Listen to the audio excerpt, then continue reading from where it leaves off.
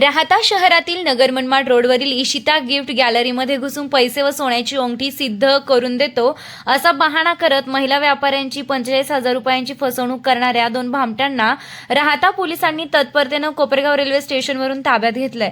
राहाता येथील साई दर्शन टॉवरमध्ये Ishita gift gallery नावाचं दुकान आहे।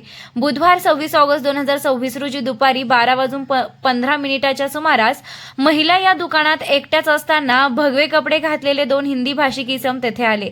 महिला यांनी त्यांना सुरुवातीला 10 रुपये दक्षिणा दिली, परंतु भामट्यांनी त्यांना बोलण्यात गुंतवून गल्ल्यातील पैसे सिद्ध करून देतो असा बहाणा केला। त्यांनी काउंटर बाहेर पैसे आणायला लावून गल्ल्यातील 5,000 रुपये रोख रक्कम हात चालाकीने स्वतःच्या झोळीत टाकली। त्यानंतर महिला यांच्या हातातील 40,000 रुपये किमतीची पुष्कराज खडा असलेली 6 ग्रॅम वजनाची सोन्याची अंगठी ही सिद्ध करण्याच्या बहाण्यानं काढून घेतली व पोबारा केला। फसवणूक झाल्याचे लक्षात आल्यानंतर महिलेने गुरुवार दिनांक 27 ऑगस्ट 2026 रोजी राहाता पोलीस ठाण्यात फिर्याद दिली। त्यावरून पोलिसांनी भारतीय न्याय संहिता BNS 2023 च्या कलम 318(4) आणि 3(5) अन्वये गुन्हा प्रथम खबर क्रमांक 0345/2026 दाखल केला।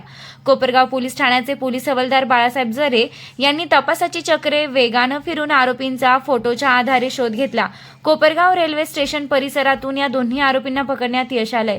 यावेळी पोलीस हवालदार कोरेकर व पंडोरे यांनी राहाता पोलीस स्टेशनला आणलं असून पोलीस निरीक्षक दीपक सरोदे यांच्या मार्गदर्शनाखाली पुढील तपास पोलीस हेड कॉन्स्टेबल अभंग हे करत आहेत।